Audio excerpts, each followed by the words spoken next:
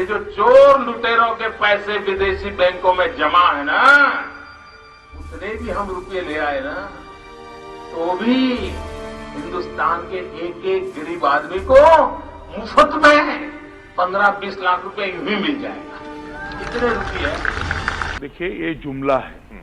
किसी के अकाउंट में 15 लाख रुपया कभी नहीं जाता, वो उनको भी मालूम है और आपको भी मालूम है, देश की जनता को भी मालूम है। ये जो काले धन वापिस लाकर गरीबों को फायदा पहुंचाने की बात है, उनकी योजनाएं बनती, उनके फायदे के लिए काम होता है। इस माध्यम से पैसा जाता है, किसी को कैश कभी नहीं दिया जाता, वो सबको मालूम है। ये भाषण देने का एक तरीका है, एक जुमला है। नमस्कार दोस्तों, स्वागत है आपका मेरे चैनल सीधी बात में। मैं देवेंद्र बंसल। दोस्तों, आज जो मैं वीडियो लेके आया हूँ उसका मकसद किसी को तकलीफ पहुँचाने का नहीं है, किसी व्यक्ति या किसी भी पार्टी को।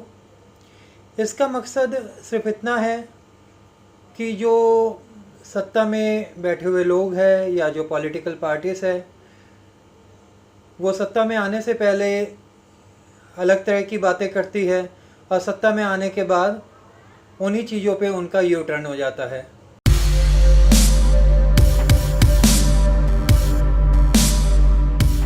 मैं जरा कांग्रेस के उस महाशय से पूछना चाहता हूं, देश की जनता को जवाब दो, आपकी इस आधार कार्ड की योजना देश के लाखों करोड़ों रुपए डूब गए।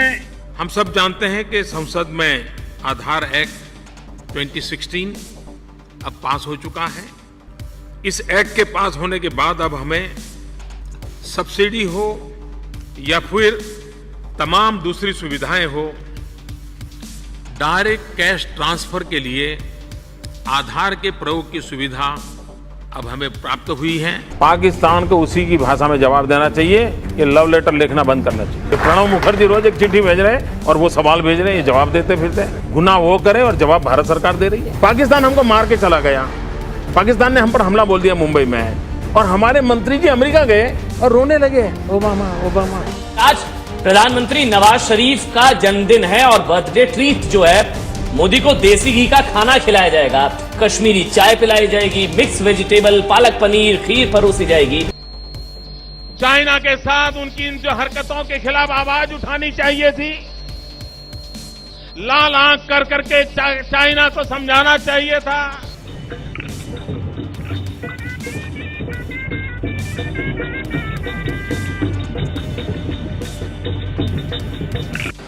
जीएसटी कभी सफल नहीं हो सकता। जीएसटी कभी सफल नहीं हो सकता।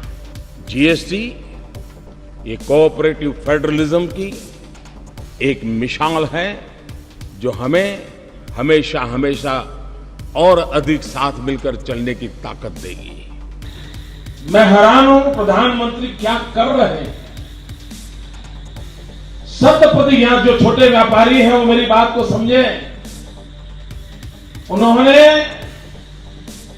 अब जो हमारे किराने के व्यापारी हैं, छोटे व्यापारी हैं, उनकी दुकानों को ताला लगाने का निर्णय किया है और विदेशियों को, एफडीआई को हिंदुस्तान में रिटेल के लिए परमिट देने का आज फैसला कर लिया है।